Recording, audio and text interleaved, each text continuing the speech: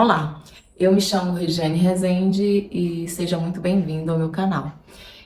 No vídeo anterior eu prometi falar sobre as três grandes verdades e sobre crenças limitantes. Então, inicialmente é importante eu falar que a gente deve pensar como que essas tais crenças limitantes que os nossos treinadores, mentores, tanto falam, né, por aí, que são as coisas que mais atrapalham a nossa vida. Tipo, você não está manifestando, você não está co-criando na sua vida, por quê?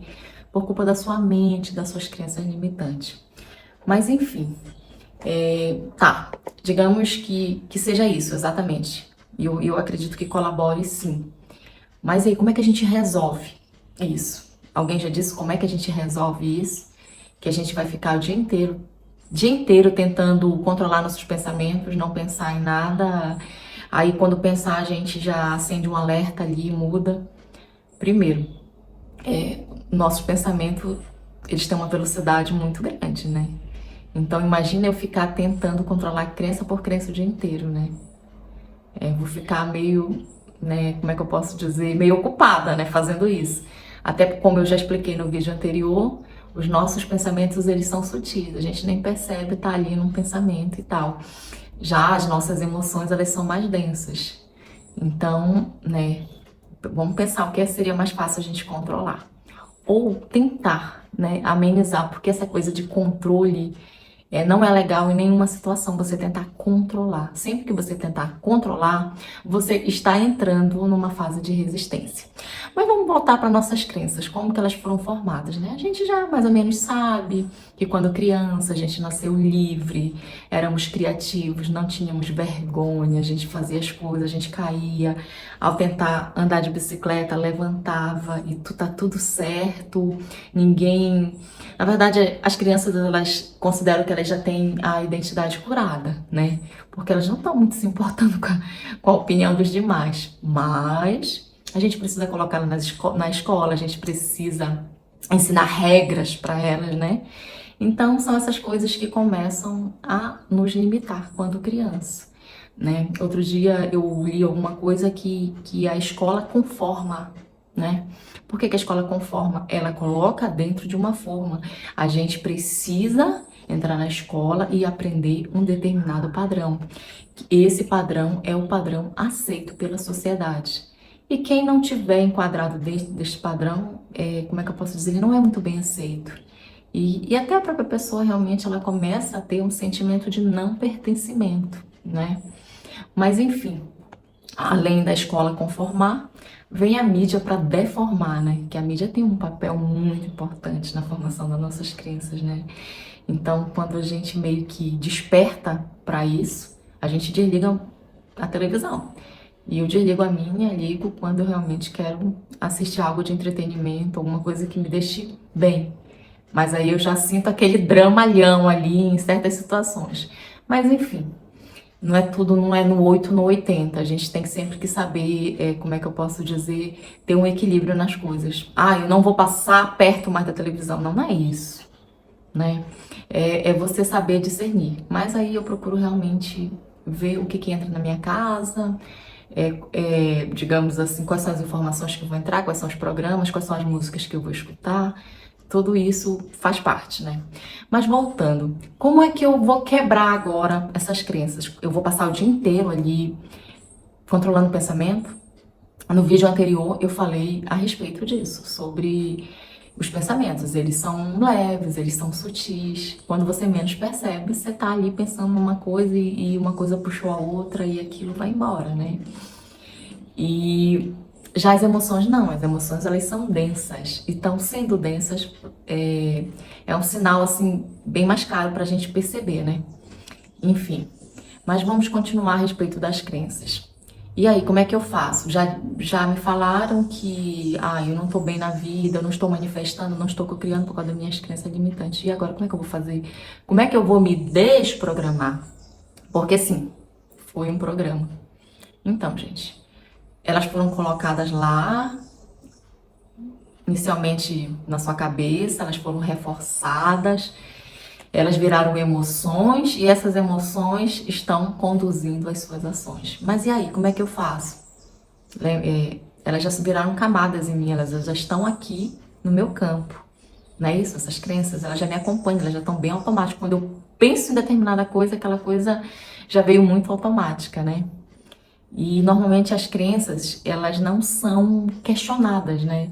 Tipo, elas foram passadas pra gente como, manga e leite faz mal, né? E aí você não vai tentar perguntar, tentar descobrir, pesquisar por que que manga com leite faz mal. Enfim, foi uma história que foi contada e que depois foi repetida, e se hoje realmente quem acredita nisso for pegar a manga com leite e acreditar que faz mal, vai fazer mal mesmo, né, gente? Então é isso, aquilo ali tá bem arraigado realmente. Mas tá. Agora vamos lá falar como que você vai resolver isso. Primeiro, você só vai combater uma crença que no caso não é uma verdade absoluta. Por quê? Porque para ela ser uma verdade, ela precisa ser validada 100% das vezes.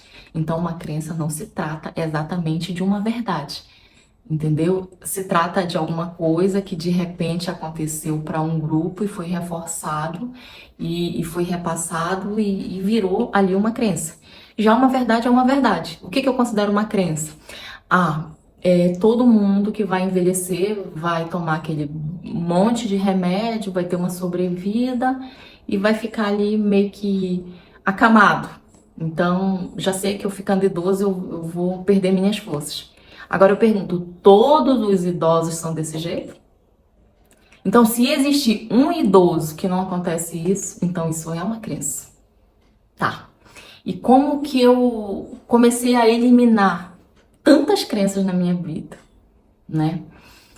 Peguei uma a uma e disse assim, vem cá, vou conversar contigo, tu não é verdadeira? Não, gente, porque eu iria ficar bem ocupado o dia inteiro fazendo isso, né? Então, qual que é o segredo?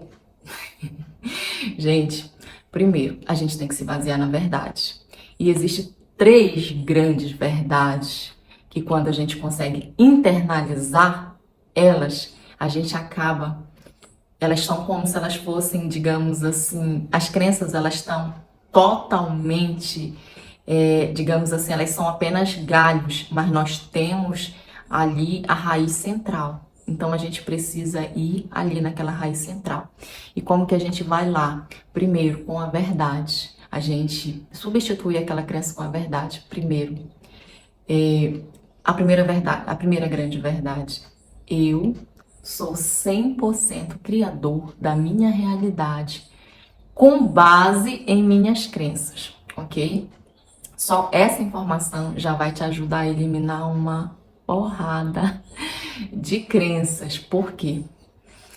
Porque se eu crio a minha realidade, mas que essa realidade está sendo baseada em crenças, eu já sei que eu posso mudá-la.